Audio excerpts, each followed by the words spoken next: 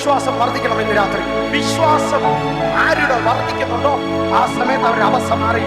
8 ദിവസത്തോളം medical college ഹോസ്പിറ്റലിൽ എൻ്റെ ചേട്ടൻ്റെ മോൻ വൈറൽ ന്യൂമോണിയ വന്ന് സീരിയസ് ആയിട്ട് വളരെ ബുദ്ധിമുട്ടായ രീതിയിൽ കഴിയുകയായിരുന്നു.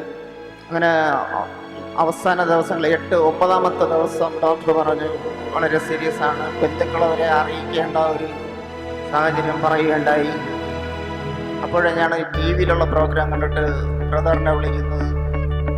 ബ്രദർ അപ്പോഴും എൻ്റെ അടുത്ത് പറഞ്ഞ ഒരു കാര്യമുണ്ട്, യേശുവിൽ വിശ്വാസമുണ്ടെങ്കിൽ, ഒരു കടുകുമണിയോളം വിശ്വാസമുണ്ടെങ്കിൽ 3.5 ദിവസം കഴിയുമ്പോൾ വെന്റിലേറ്ററിൽ നിന്ന് മാറ്റും.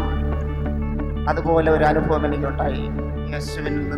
ബ്രദർ എന്നോട് പറഞ്ഞ ഒരു ഈ പറയുന്നത് കറക്റ്റ് ആണോ? വെന്റിലേറ്ററിൽ കിടന്നയാണോ? ഞാൻ ഇതൊന്നും വീട്ടിൽ അറിഞ്ഞിട്ടില്ലായിരുന്നു, എന്നോട് ഒന്നും പറഞ്ഞിട്ടുമില്ലായിരുന്നു. വെന്റിലേറ്ററിൽ കിടന്നുള്ള സത്യമല്ലേ?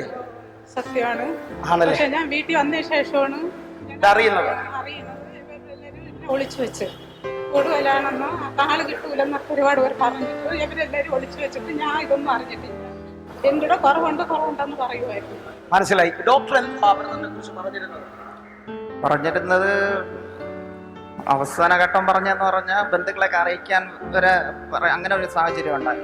ബന്ധുക്കളൊക്കെ അറിയിക്കാൻ പറഞ്ഞ സമയത്താണ് ഈ ടി വി മരണത്തോട് വളരെ അടുത്ത് വന്ന ഒരു സാഹചര്യം. ആ സമയത്ത് ആ ബ്രദർ നമ്മുടെ ടി വി പ്രോഗ്രാം കാണുന്നത്.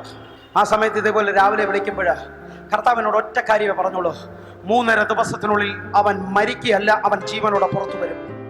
ഒന്ന് കരമടിച്ച് നന്ദി പറയാമെങ്കിൽ നന്ദി പറഞ്ഞു. അതിന്റെ ഏറ്റവും വലിയ സാക്ഷികൾ അവർ നിൽക്കുന്നത്. ഇത് മൂലം, ഈ ബ്രദർ മൂലം വീണ്ടും ആൾക്കാർ സൗഖ്യമായിട്ടുണ്ട്. ഇതിനകത്ത് ഇരിപ്പുണ്ട്. അല്ലെങ്കിൽ ഞാൻ അവരെ വിളിച്ചോളാം. ഹല്ലേലൂയ. ഇപ്പോഴും പൂർണ്ണ സൗഖ്യത്തോടല്ലേ ഇരിക്കുന്നത്? അതെ അല്ലേ? എങ്കിൽ ഇന്ന് എത്ര പേർക്ക് വിശ്വാസമുണ്ട് ആ ദൈവം ഇവിടെ വന്നിട്ടുണ്ട്? ആ ദൈവം ഇവിടെ നിങ്ങളുടെ വിഷയത്തിനകത്ത് മറുപടി അയക്കാൻ വന്നിട്ടുണ്ട്. കർത്താവിനെ നന്ദി പറയാൻ തയ്യാറാണ്. Thank you brother.